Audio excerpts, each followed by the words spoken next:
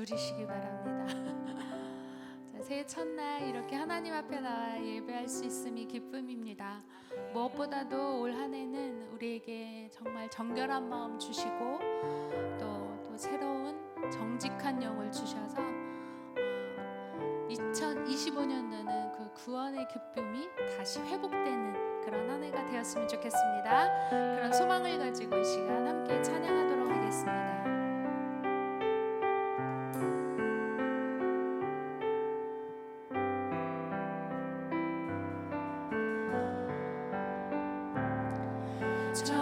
정결한 마음 주시옵소서. 오 주님, 정직한 영을 새롭게 하소서. 정결한 마음 주시옵소서. 정결한 마음 주시옵소서.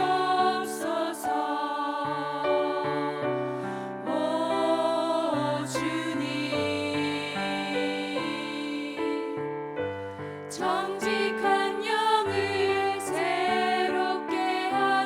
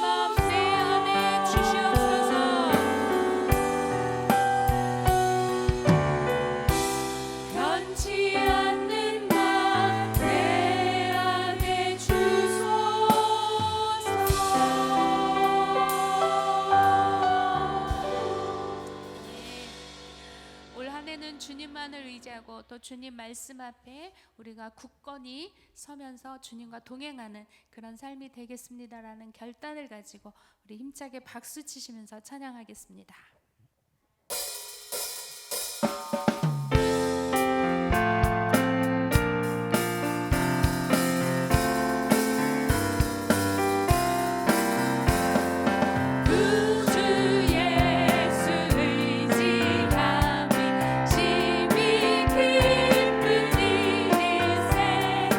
영생 허락 받았으니 의심 마주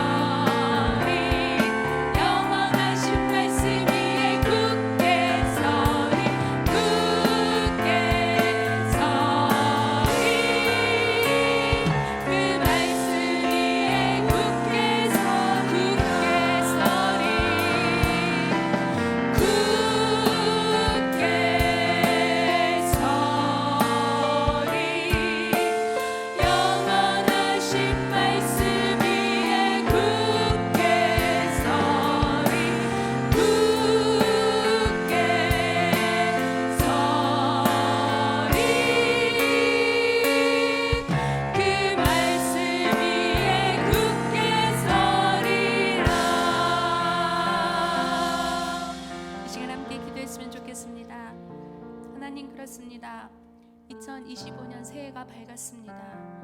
무엇보다도 우리의 심령 가운데 주님이 주신 그 구원의 기쁨이 회복되게 하여 주시옵소서. 무엇보다도 성령 충만함을 허락하여 주셔서 온전히 하나님 말씀 위에 굳게 서가는 우리의 믿음이 될 수 있도록, 하나님 말씀 위에 굳게 설 수 있는 그런 한 해가 될 수 있도록 하나님 동행하여 주시고 인도하여 주시옵소서. 그런 소망을 가지고 하나님 앞에 기도했으면 좋겠습니다. 또 오늘 말씀 전해주실 우리 오우근 목사님, 하나님께서 오늘도 귀한 종을 단위에 세워주셨사오니 하나님께서 마음껏 사용하여 주시옵고, 또 목사님 영육간의 강건함으로 붙잡아 주셔서 올 한 해 맡은 사역을 감당하는데 조금도 부족함이 없도록 인도하여 달라고 우리 예배와 우리 목사님을 위해서 함께 같이 동성으로 기도하도록 하겠습니다. 하나님 그렇습니다.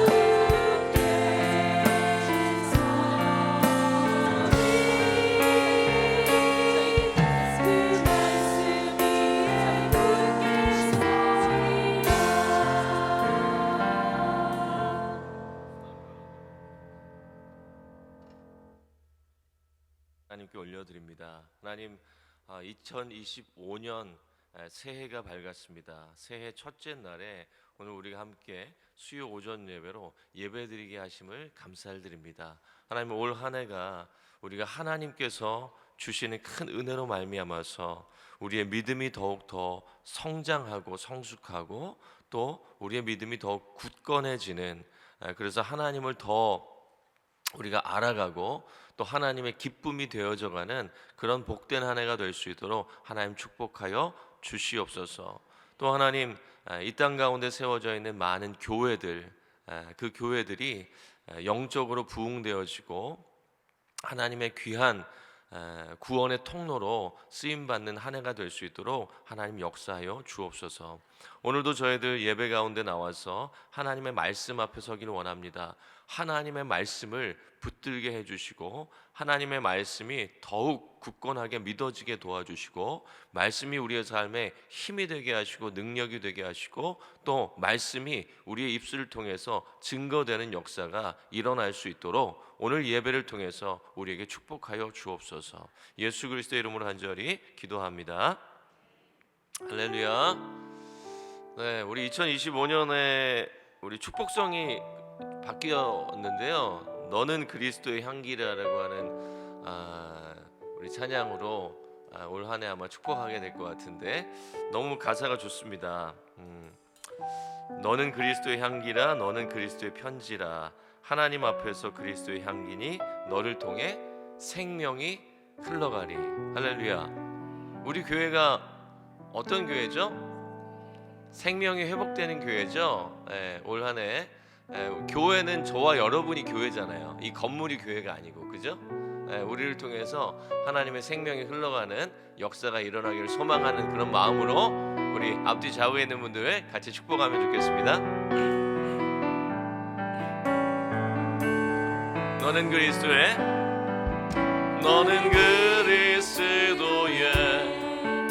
향기라, 너는 그리스도의 편지라, 하나님 앞에서 그리스도의 향기니 너를 통해 생명이 흘러가리, 너를 통해 생명이 흘러가. 우리 자신을 축복하면서 나는 그리스도의 향기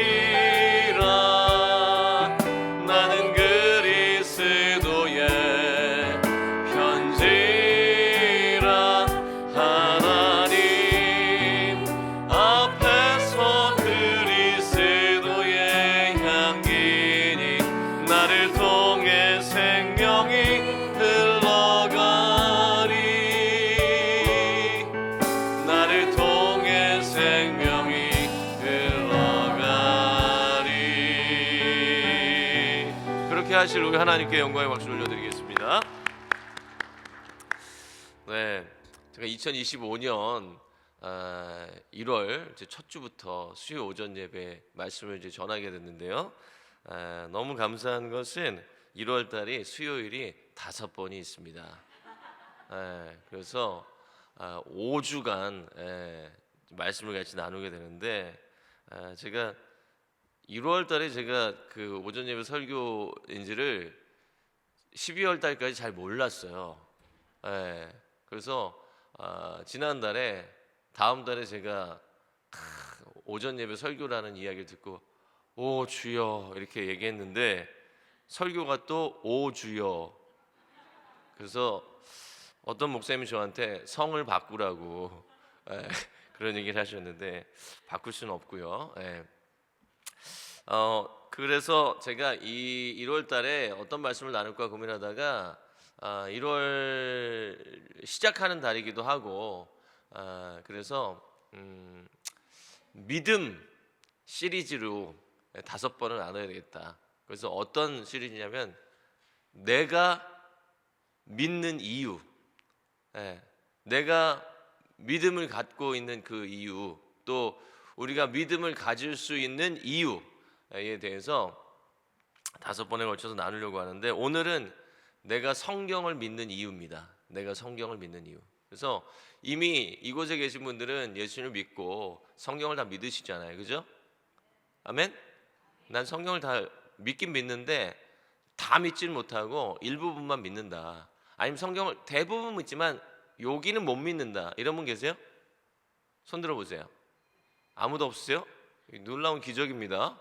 아무도 없다는 게 놀라운 기적이에요. 자, 그런데 대부분 믿지 않는 사람들은 성경을 어떻게 믿냐 이렇게 이야기하시는 분들이 많이 있어요. 그래서 오늘부터 시작되는 이 5번의 이 믿음 시리즈는 제 생각에는 열심히 신앙생활 하시는 우리 교우분들에게 도움이 된다라기보다는, 혹시 우리 가정에 믿지 않는 가족이 있다면, 또는 우리 가정에 자녀들, 다음 세대들에게 좀 네가 믿음을 가져야 될 이유가 이런 거야 라고 하는 것을 좀 가르치시길 원하신다면 이 5번의 설교 시리즈를 보여주시거나 본인이 잘 요약해가지고 가르쳐 주시거나 하시면 좋을 것 같아요.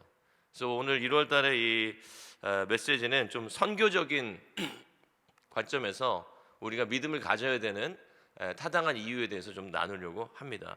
자, 오늘 같이 본문 말씀 같이 한번 우리 살펴보겠는데요. 에스겔서 26장 우리 1절에서 5절까지 말씀입니다.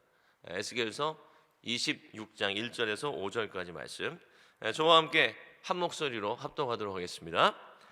11째 해 어느 달 초하루에 여호와의 말씀이 내게 임하여 이르시되, 인자야, 두로가 예루살렘에 관하여 이르기를, 아하, 만민의 문이 깨져서 내게로 돌아왔도다.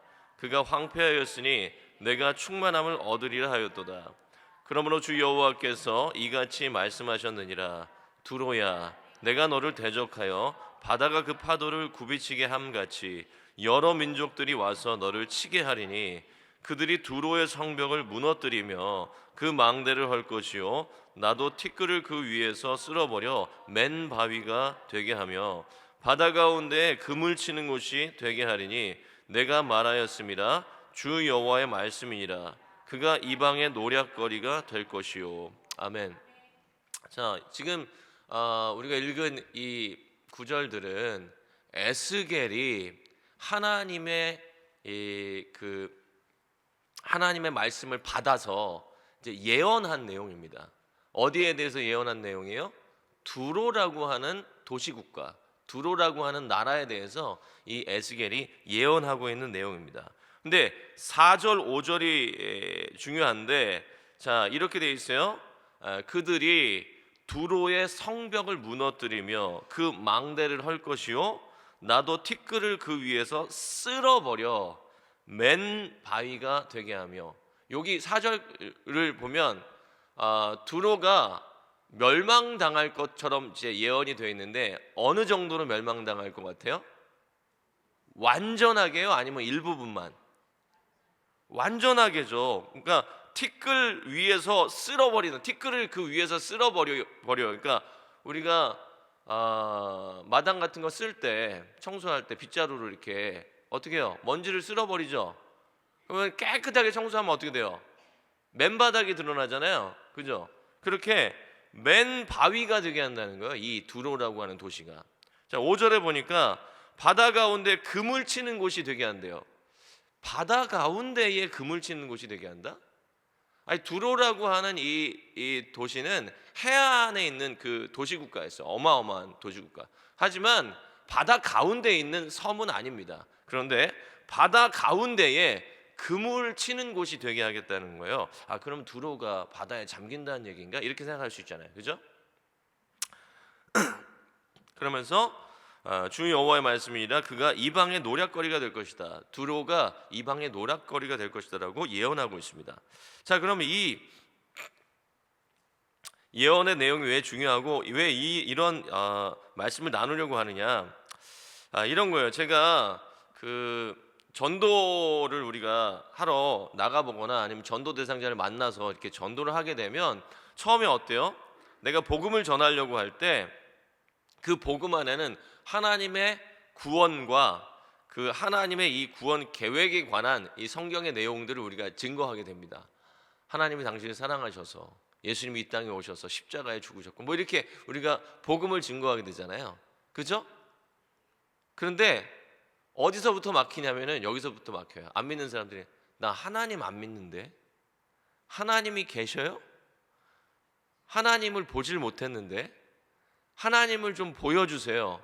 그럼 내가 뭐 생각해 볼게요. 믿을게요. 이렇게 얘기한단 말이에요. 그러면 하나님은 당신을 사랑하십니다 해서 하나님을 못 믿는데요? 하나님이 계세요? 이렇게 하면 처음부터 막혀요.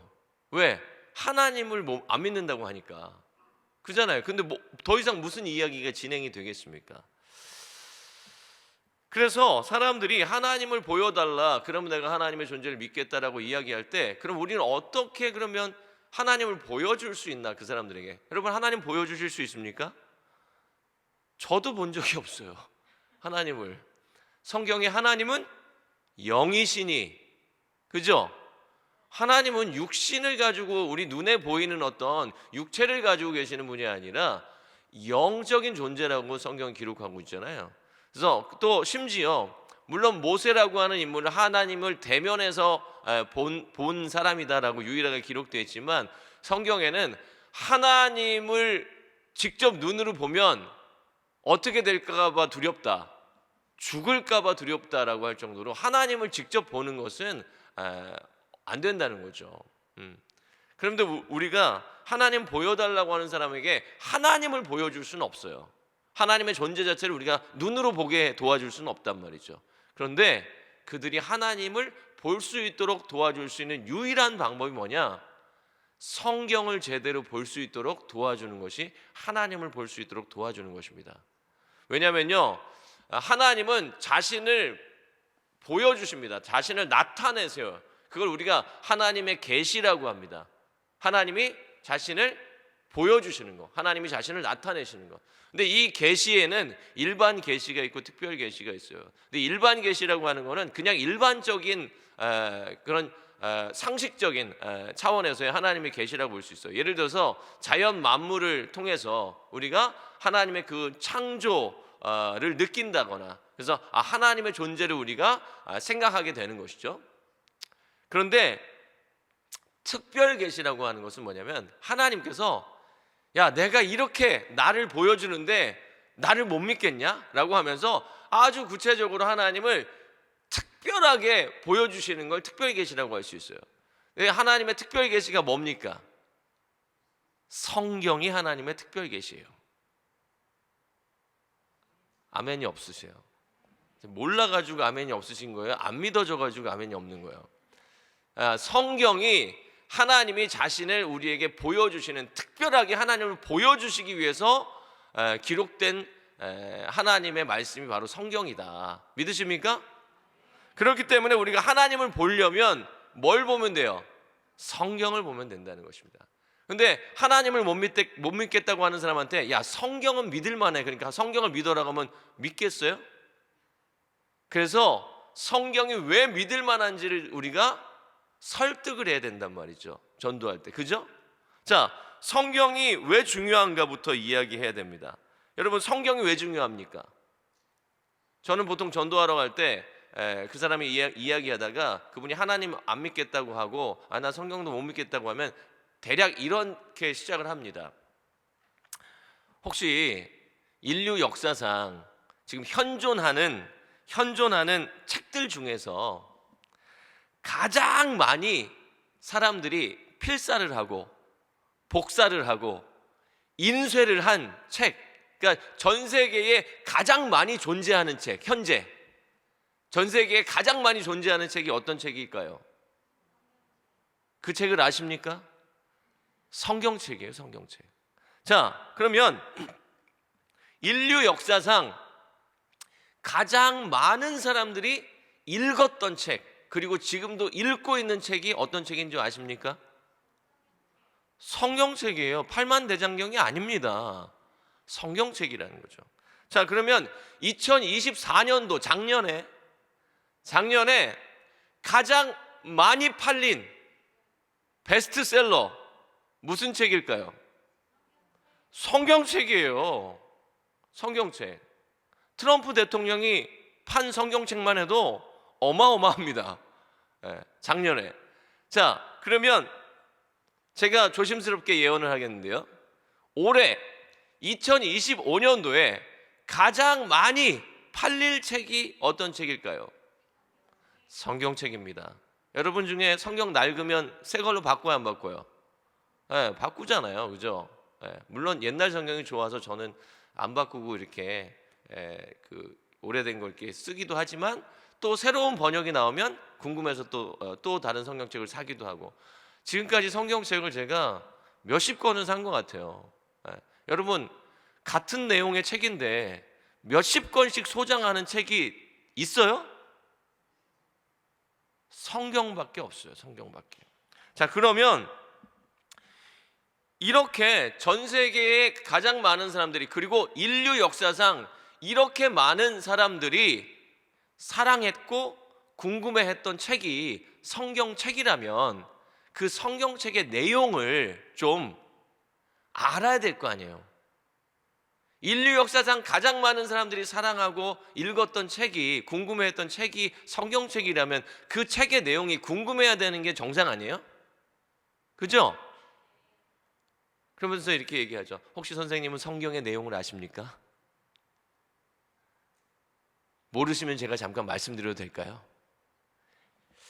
여러분, 이 연예인들 가운데서도요, 성경 읽다가 하나님 믿고 예수님 믿게 됐다고 간증하는 사람들이 되게 많아요. 대표적인 인물 가운데 한 사람 누구예요? JYP 아닙니까? JYP. 그죠? 박진영 씨. 이 박진영 씨가 신의 존재를 느끼고는 있었지만, 뭔가 신적인 존재가 있을 것 같다라고 하는 것을 느끼고는 있었지만, 신에 대해서 알아보려고 하니까 어디서부터 어떻게 알아봐야 될지 모르겠어가지고 많은 종교들의 경전을 갖다 놓고 그 경전을 연구했다는 거 아니에요. 뭐 사이버톨로지부터 해가지고 우리 성경까지. 그러다가 이 박진영 씨가 어디에 정착을 한 거예요? 성경에 정착을 한 거예요. 다른 종교의 그 경전들은 성경하고 비교하면 이게 읽을 만한 책이 아니라는 거예요. 성경을 한번 제대로 읽어보면 다른 종교들이 가지고 있는 경전은 성경과 완전히 다른 것이라는 것을 알게 되기 때문에 그렇습니다. 여러분, 그러면 성경은 다른 종교들이 가지고 있는 경전과 뭐가 그렇게 차이가 나냐? 제일 명확하게 차이가 나는 부분이 어떤 거냐? 바로 성경은 예언이라고 하는 것이 성경 안에 너무 많이 담겨져 있다는 거예요. 예언이 어떤 거예요? 앞으로 미래에 어떻게 될 것이다 라고 하는 것이 예언인데요, 성경에는 구약 성경에만 약 2,000개가 넘는 예언이 담겨져 있어요. 구약 성경에만 약 2,000가지 정도의 예언이 담겨져 있어요. 그런데 그 예언이 예를 들어서 누구나 맞힐 수 있는 그런 예언이 아니에요. 누구나 맞힐 수 있는 예언 있잖아요. 누구나 할 수 있는 예언 있잖아요. 제가 지금 예언하면 정확하게 맞아 떨어지는 거. 앞으로 한 6개월 정도 지나면 날씨가 엄청 더워져요. 이 예언 맞을까요, 틀릴까요? 맞죠. 앞으로 한 6개월 정도 지나면 날씨가 굉장히 더워지는데 앞으로 한 11개월 정도 지나면 날씨가 또 추워져요. 더웠다 추웠다. 굉장히 복잡한 예언인 것 같지만 너무 상식적인 예언이잖아요. 누구나 다 할 수 있는 예언이란 말이죠. 그런데 성경에 기록되어 있는 예언은 이런 예언이 결코 아니라는 거예요. 성경에 나와 있는 예언은요, 구체적인 시간, 구체적인 장소에서 구체적으로 어떤 사건이 일어나고 어떻게 결말이 날 것인가, 이런 식의 예언들이 너무나도 많이 성경에 기록되어 있다는 것입니다. 아이, 목사님, 그거 다 그렇게 된 다음에 쓴 거 아닐까요? 그게 아니라는 거죠. 자, 그런 의미에서 오늘은 성경에 나와 있는 대표적인 예언 중에서 기가 막힌 예언을 뽑았어요. 아주 너무나도 역사적으로 검증이 됐는데 이건 너무나도 기가 막힌 예언인데 어떻게 이렇게 이루어질 수 있지? 라고 하는 것을 한번 뽑았어요. 그래서 그 사건을 통해서 성경이 왜 믿을만한가 우리가 한번 생각해 보도록 하겠습니다. 세상에는 사실 엉터리 예언자들이 굉장히 많죠. 저 어렸을 때만 해도 노스트라다무스 들어보셨습니까? 세계에서 가장 뛰어난 예언자라고 그러는데 틀렸어요, 맞았어요? 노스트라다무스가 다 맞았으면 지금 우리가 여기 존재를 못해요. 왜? 이미 종말이 왔어야 되기 때문에. 미국에서는 스스로 예언자라고 하는 사람들이 굉장히 많아요. 근데 자기가 예언자라고 해놓고 내년에 어떤 일이 일어날 거다라고 하는 것들을 이제 이야기한단 말이에요. 근데 맞추는 예언자들이 없어. 제일 못 맞추는 게 뭔지 아세요?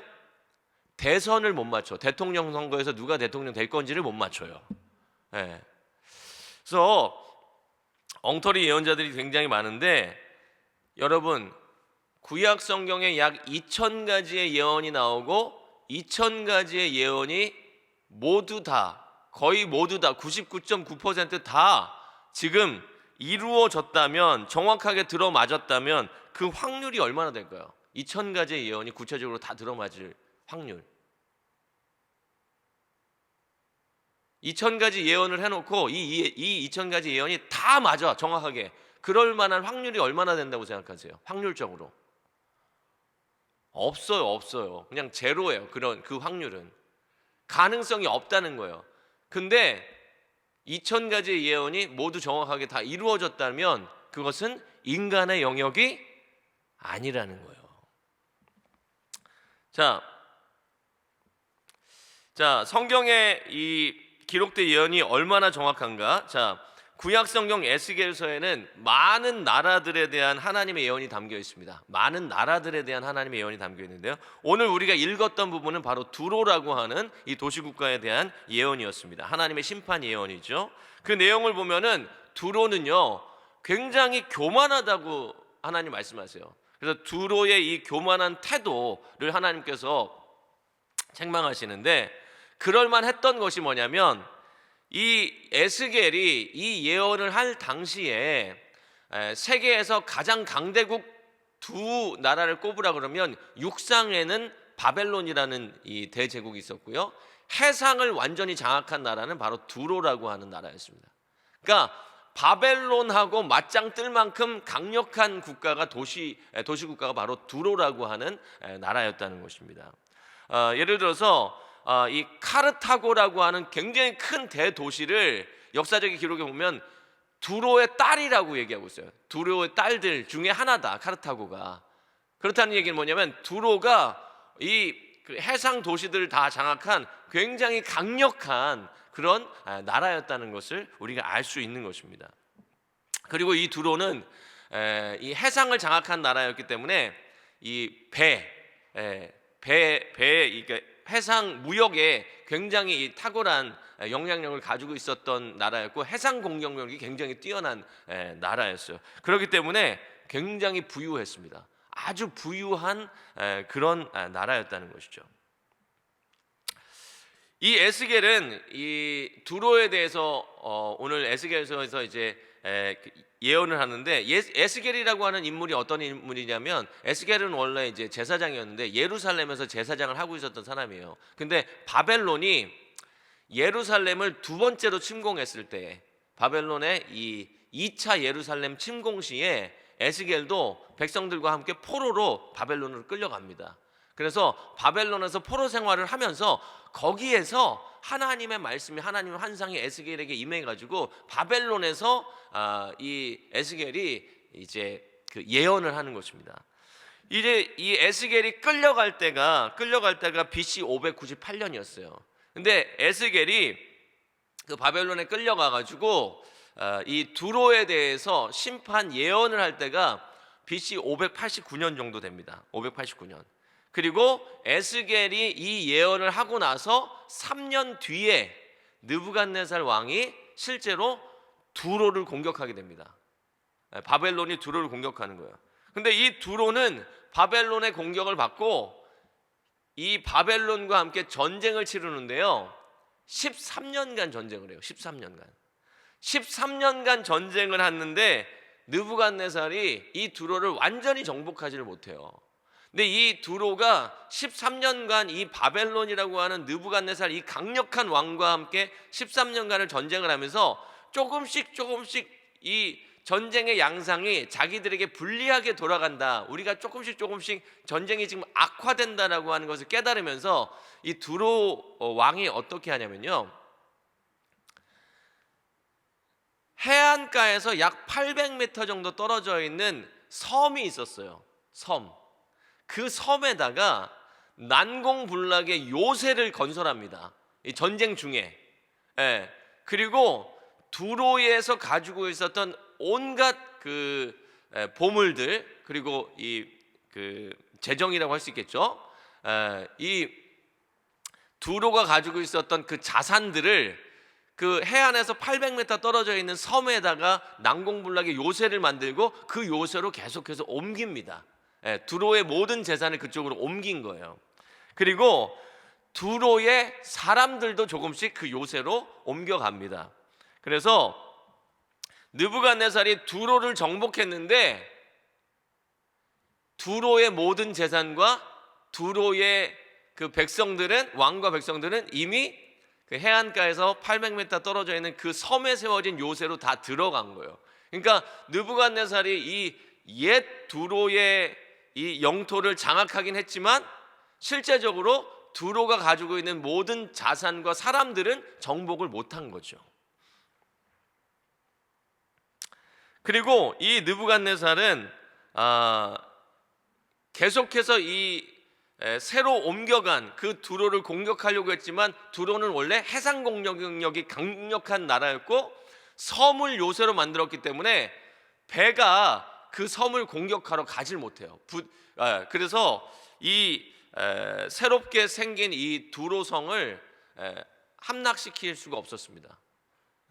그래서 결국 나중에는 어떻게 하냐면요, 이 두로 왕이 느부갓네살하고 평화 조약을 맺는 거예요. 협정을 맺어가지고 얼마간의 이제 조공을 바치기로 하면서 이 두로라고 하는 이 섬으로 옮겨간 이 두로가 유지되게 됩니다.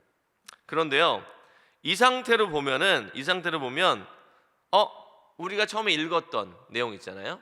두로는 완전히 멸망되고 맨 바위처럼 되고 어부들이 금을 말리는 그런 곳이 될 거다라고 에스겔이 예언한 그 예언이 맞은 거예요, 틀린 거예요? 틀린 거죠. 왜요? 두로라고 하는, 하나님이 두로에 대해서 심판에 대해서 예언하셨는데 그것은 그 땅의 예언만이 아니라, 우리가 그 두로라고 하는 나라라고 하면 우리가 나라가 가지고 있는 개념이 있잖아요. 영토만 있다고 나라예요? 사람이 없는데? 아니죠. 영토가 있고 주권이 있어야 돼요.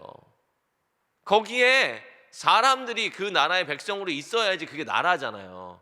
네, 두로가 영토는 잃어버렸는데 새로운 섬으로 두로라고 하는 그 모든 왕과 백성들이 다 옮겨갔고 두로가 가지고 있던 모든 재산도 그쪽으로 옮겨갔어. 그럼 두로가 멸망한 거야? 멸망 안 한 거예요?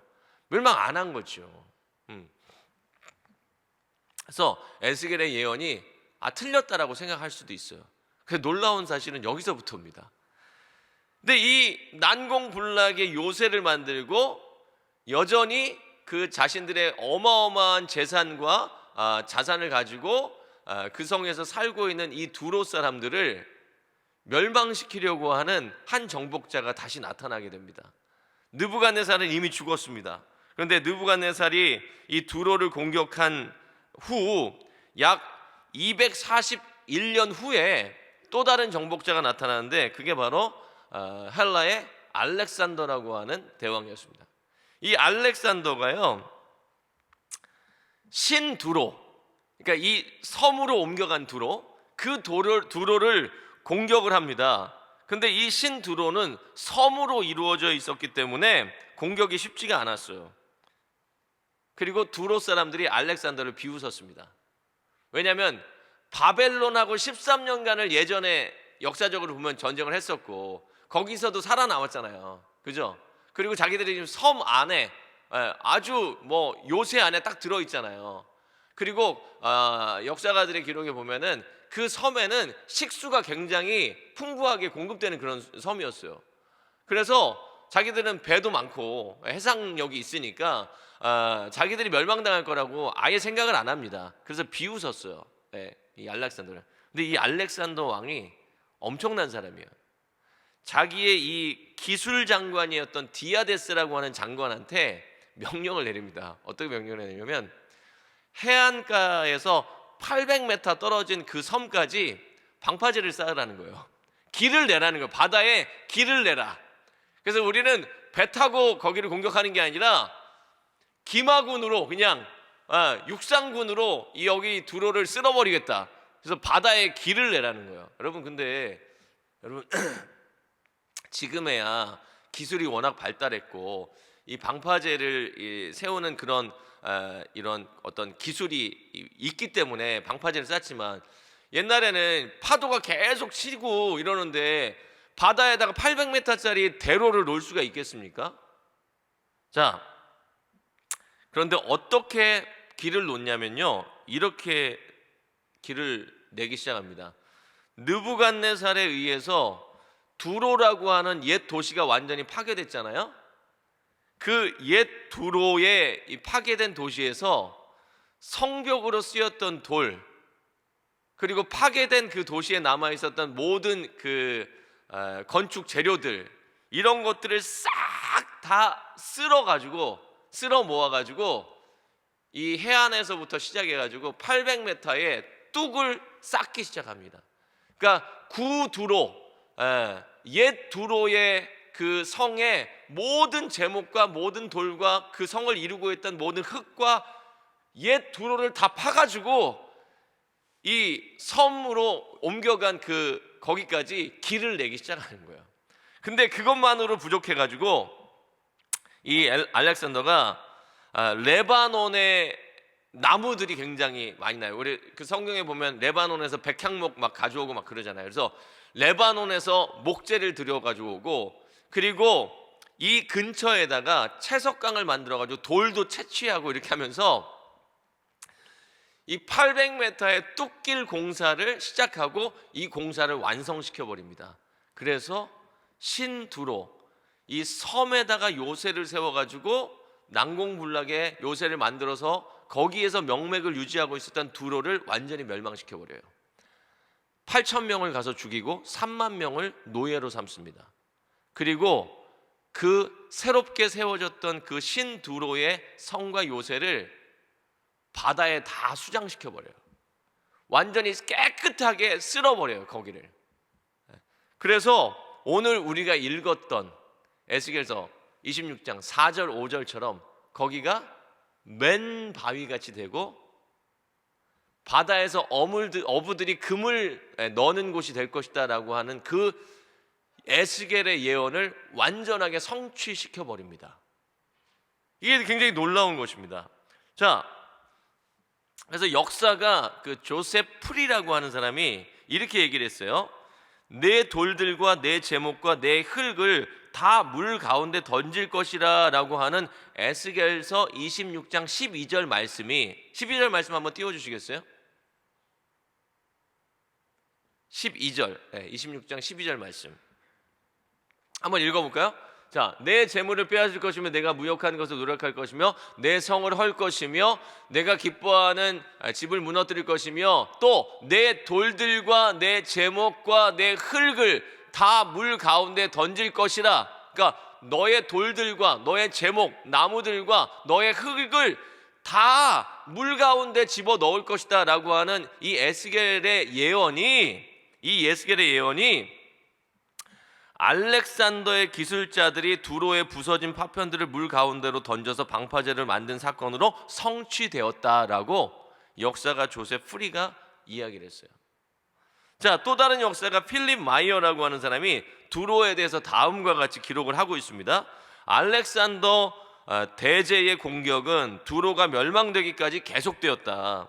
이 공격 후 폐허가 된 두로는 조금 그 상태를 회복할 수 있었으나 다시는 그 전과 같은 나라로 재건되지는 못했다. 한때 크게 번창하였던 그 땅은 이제 바위의 표면처럼 되었고 지금과 같이 어부들이 그물을 펼쳐서 말리는 장소가 되어버렸다. 그러니까 지금 이 역사가 필립 마이어라고 하는 사람이 실제로 살아있을 당시에 이 두로가 어부들이 금을 말리는 것으로 사용되고 있다 지금 이렇게 얘기하고 있는 거예요. 그러니까 이미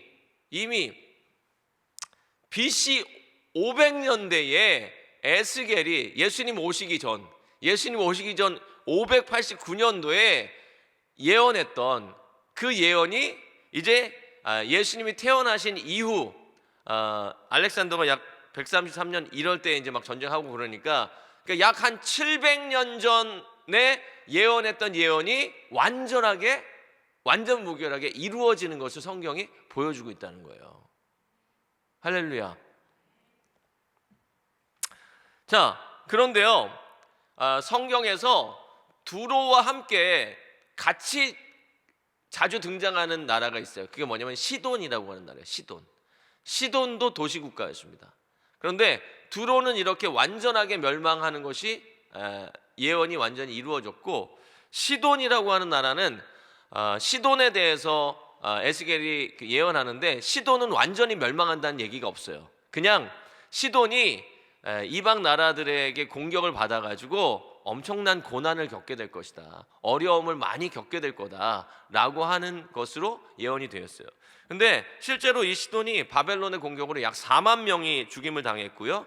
그 시돈이라고 하는 이 나라가 굉장히 약화됩니다. 그렇지만 이 나라가 멸망되지 않고 존속해요. 살아남습니다. 그 후에 약 BC 333년에 이 이수스 전투라고 하는 이 전투에서 이 페르시아 군대가 알렉산더에 의해서 격파가 됩니다. 그러자 이 시돈이랑 그 주변에 있는 도시국가들이 알렉산더와 한번 싸워볼 생각도 하지 않고 바로 그냥 항복해 버립니다.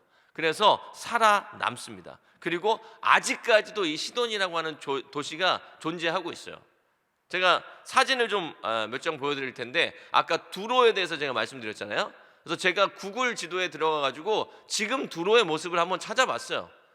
그리고 이 해안에서 800m 떨어져 있는 그 섬에다가 두로 성을 건설했었는데 지금은 폐허가 됐을 거 아니에요. 실제 흔적이 있나 이런 거를 제가 직접 가볼 수 없잖아요. 비행기 값도 없고 시간도 없고, 그래서 구글 지도로 해가지고 위성 사진으로 한번 제가 찾아봤는데, 사진 한번 보여주세요. 두로, 첫 번째 두로가 조정도 위치에 있는데, 여러분 사진을 보시면 이 지도에 이렇게 보시면 파란색이 바다인 건 아시죠? 이쪽이 육지인데 저 육지 중간에 호수 같은 게 있잖아요. 밑에 큰 호수가 있고 위에 빨간 표시된 데 조금 밑에 보면 조그만 이 호수가 있잖아요. 그 조그만 호수가 무슨 호수? 갈릴리 호수. 그래서 저 밑으로 쭉 내려가지고 엄청 이렇게 길다랗게 넓은 호수는 뭐예요? 사해. 그래서 두로는 저 빨간 점 있는 위치, 그 정도의 두로가 있었다고 보시면 돼요. 자, 두 번째 사진 좀 확대한 거예요. 자, 그 두로의 끝자락에 보면 저기 조그맣게 제가 빨간색으로 그림 이렇게 표시해 놓은 거 보이시죠? 보이시죠? 자, 그게 지금 바다 가운데 있잖아요, 그죠? 섬이잖아요. 근데 뭔가 길이 연결된 것 같죠? 자, 확대된 사진 한번 보여드릴게요. 자, 저긴 섬인데 이 해안에서부터 방파제를 쌓아가지고 길을 만든 흔적이 보이시죠? 예, 뚝길을 반듯하게 지금 길을 낸 게 보이시잖아요. 예, 지금 그리고 그 바다에 있는 섬이 어떤 모습이에요? 아무것도 없어요. 아무것도 없어요. 그냥 맨 바위들만 남아있단 말이에요. 근데 저기가 바로 두로의 모든 재산과 모든 자원을 옮겨가지고 역사상 수백 년 동안 살아남아 있었던 신두로의 터라고 보시면 되겠습니다. 지금은 아무것도 남아있지 않아요. 왜? 성경이 그렇게 예언하고 있기 때문에 그렇습니다. 할렐루야. 자, 또 다른 예는 너무나도 많습니다. 예를 들어서 예루살렘이라고 하는 도시하고 사마리아라고 하는 도시만 우리가 생각해봐도 그래요. 예언적으로 보면 하나님께서 예언을 통해서 예루살렘은 어때요? 예루살렘은 멸망할 것이지만, 예루살렘에서 사람들이 포로로 끌려갈 것이지만 어떻게 돼요? 예루살렘 성벽은 다시 재건되고 포로로 끌려갔던 사람들은 다시 돌아오게 될 것이다. 이런 식의 예언을 하잖아요. 근데 실제로 이루어져요, 안 이루어져요? 이루어지지 않습니까? 그런데 예루살렘보다 훨씬 더 크고 예루살렘보다 더 화려했던 도시가 어떤 도시입니까? 사마리아입니다. 사마리아. 북이스라엘의 수도였던, 더 크고 화려했던. 그런데 사마리아는 성경에서 어떻게 예언되고 있습니까? 사마리아라고 하는 이 도시는 다시 성이 세워지지 못하고 포도원이 된다고 되어 있어요. 포도원. 근데 실제로 사마리아에 가보면 성벽에 잔해들만 있고 거기에 포도원들이 많이 있어요. 성경이 아주 구체적이면서도 정확하게 예언하고 있다는 것이죠. 바벨론에 대한 도시에 대한 이 예언은 어떻습니까? 여러분, 굉장히 놀라운 것은요, 여러분 바벨론 유적지 가보신 적 있어요? 바벨론 유적지 가보신 적 있으세요? 바벨론의 옛 터다, 이게 바벨론의 이 성벽이었다, 이런 데 가보신 적 있으세요? 없으실 거예요. 왜냐하면 고고학자들도 바벨론을 발견을 못해가지고 어마어마하게 고생을 많이 했어요. 바벨론의 흔적이 남아있지 않아요. 근데 고고학적으로 발견해 보니까 땅속 저 밑에 들어가 있다, 이렇게 지금 얘기되고 있거든요. 근데 생각해 보시면 이 느부갓네살이 세운 이 바벨론 성이 얼마나 대단한 성이었냐면요, 이 바벨론은 성벽의 높이가 60m였다고 그래요. 60m면 아파트 30층이에요. 거의. 성벽의 높이가 약 아파트 30층 정도의 높이에요. 성벽의 높이. 근데 성벽의 두께가 어떠냐? 56m래요. 56m. 아파트 25층. 성벽의 높이가 아파트 30층인데 두께가 아파트 25층 정도의 두께야. 이런 성벽을 무너뜨릴 수 있겠습니까? 이런 성을 정복하기가 쉽겠습니까? 그런데 바벨론에 대해서 성경은 뭐라고 기록하고 있습니까? 바벨론이 멸망당하고 흔적조차 찾지 못할 거다라고 예언을 하고 있어요. 그렇게 됐습니다, 실제로. 그런데 반면에 중국의 만리장성 아시죠?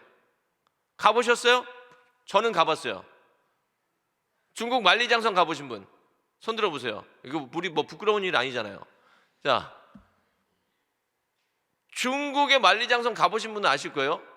중국 만리장성이 역사적으로 바벨론 성벽보다 오래됐어.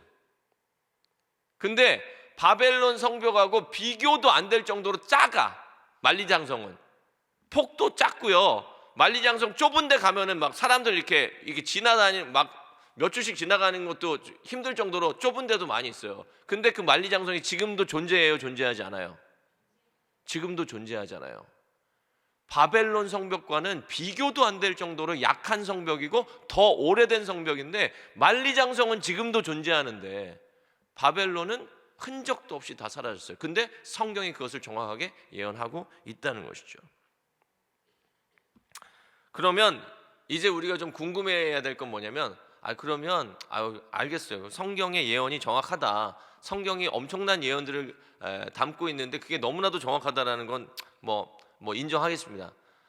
그러면 아직 이루어지지 않은 예언은 뭐 있어요? 이게 궁금할 거 아닙니까, 우리가? 아직 이루어지지 않은 예언도 있나? 아직 성취가 되지 않은 예언은 무엇인가? 여러분, 예언은 약속이기도 합니다. 하나님의 약속이에요, 예언은. 그래서 하나님의 약속은 반드시 이루어집니다. 근데 성경에 기록된 2000가지가 넘는 이 예언들이 이루어진 것은 하나님께서 하나님의 약속을 반드시 이루신다는 것을 우리에게 깨닫게 하시는 거예요. 근데 하나님의 약속 가운데 이제 이루어져야 될 하나님의 약속이 있습니다. 그게 뭐예요? 세상에 종말이 올 것이고 종말의 징조들을 우리가 보게 될 것이고, 이건 누가 예언하신 거예요? 예수님께서 예언하신 거죠. 그리고 예수님께서 장차 다시 오실 것이다 라고 하는 약속. 그래서 우리는 성경을 믿는다면 성경에 나와 있는 이 예언을 통해서 성경은 사람이 쓴 게 아니구나, 성경은 하나님이 자신을 보여주시고 하나님께서 자신을 나타내 주시는 것이 성경이구나 라고 하는 것을 우리가 믿어진다면, 그런 믿음이 우리에게 생긴다면, 성경을 믿는다면 우리는 무엇을 믿어야 되냐면, 이제 세상에 끝이 오고 있고 예수님의 재림이 있을 것이다 라고 하는 것도 믿어야 된다는 거예요. 그래서 우리는 성경을 믿게 되면 종말과 재림의 신앙을 가져야 됩니다. 세상이 죄악으로 가득해지고 또 이 세상이 멸망으로 치닫고 있는 이 상황 속에서 우리가 끝까지 믿음을 지키고 다시 오실 예수님을 기대하고 기다리며 그 소망을 가지고 하나님의 말씀을 지키면서, 믿음을 지키면서 살아가기를 힘써야 되는데, 그 이유가 뭐냐면 성경을 믿기 때문에 그런 거예요. 할렐루야. 그래서 우리가 이 종말을 기다리면서요, 예수님을 기다리면서 우리가 뭘 해야 되냐면 예수님의 뜻을 행하면서 살아야 돼요. 그것이 바로 종말적인 이 신앙의 모습입니다. 제가 어제 송구영신 예배 때 말씀을 뽑았습니다. 말씀 카드를. 제 말씀을 공개해 드리려고 합니다. 궁금하신 분들이 있으실까요? 궁금하면 500원인데 물론 궁금하시지 않겠지만 제가 이 말씀을 공개하는 이유가 있습니다. 저는 굉장히 좋은 말씀을 뽑았다라고 생각합니다. 첫 번째 단어가 형통입니다. 자, 형통한 날에는 기뻐하고, 여기까지 너무 좋아요. 곤고한 날에는 되돌아보아라. 이 두 가지를 하나님이 병행하게 하사 사람이 그의 장래 일을 능히 헤아려 알지 못하게 하셨느니라. 예언은 사람이 할 수 있는 게 아니라는 거예요. 사람은 장래 일을 헤아려 알지 못해요. 형통한 날도 있는데 곤고한 날도 찾아온다는 거예요. 그런데 형통한 날에는 하나님께 감사하고, 너 힘들고 괴로운 날이 찾아오면 너 자신을 한번 되돌아봐. 하나님 앞에 내가 잘못 살고 있는 건 없는지, 내 신앙이 무너진 것은 없는지 되돌아보라는 거예요. 저는 이 말씀을 뽑고 처음에는 이게 뭐 이게 상식 아니야. 형통한 날은 기뻐하고 곤고한 날은 되돌아 반성해라. 하나님이 이 두 가지를 너에게 병행해서 주신다. 왜? 사람은 자기의 장래일을 능히 헤아려 알지 못하기 때문이다 라고 말씀하신 이 말씀이 처음에 뽑고 나서는 뭐 이런 말씀을 뽑았어 이렇게 생각했는데, 이 말씀을 어제 계속해서 묵상하면서 어떤 마음이 들었냐면, 이게 그리스도인이 가져야 될 믿음이다. 형통만을 바라는 것이 아니고, 하나님 저 잘 되게 해주세요, 어려운 일 안 생기게 해주세요가 아니고, 형통한 날에는 하나님께 감사하고, 힘들고 어려운 날에는 스스로를 돌아보고 반성하고, 내가 말씀을 붙들면서 말씀대로 살고 있는 날을 살펴보고, 이게 믿음을 가진 사람들이 살아야 될 믿음의 모습이고요, 그게 축복이에요. 그게 가장 큰 축복입니다. 그래서 저는 축복의 말씀을 뽑은 것 같아서 제 말씀을 공개한 거예요. 할렐루야. 네. 오늘 말씀 기억하시면서요, 우리 같이 한번 결단하면서 찬양했으면 좋겠는데, 말씀 앞에서라고 하는 찬양인데요, 우리 같이 한번 말씀 기억하시면서 우리 결단하며 찬양하겠습니다.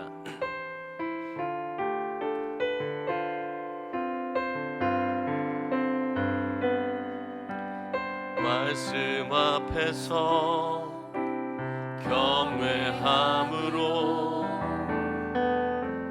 주께 홀로 섭니다. 생명의 말씀 읽고 순종해 주를 예배합니다.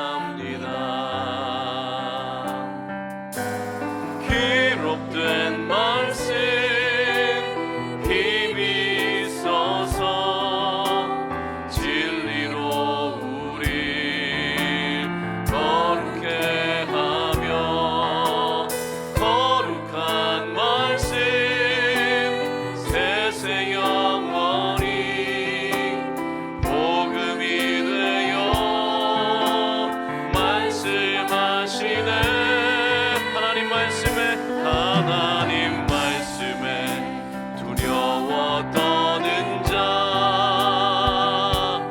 그 말씀에 생명을 거는 자, 한 사람 찾으시는 주님의 약속을 믿어 하나님 말씀에 운명을 거는 자, 순종하며 주 따라가는 자, 영원한 하나님 나라 이뤄갈 주의 교회여. 하나님 말씀에 두려워 떠는 자, 하나님 말씀에 두려워 떠는 자, 그 말씀에 생명을 거는 자, 생명을 거는 자, 한 사람 찾으시는 주님의 약속을 믿어 하나님 말씀에 운명을 거는 자, 순종하며 주 따라가는 자,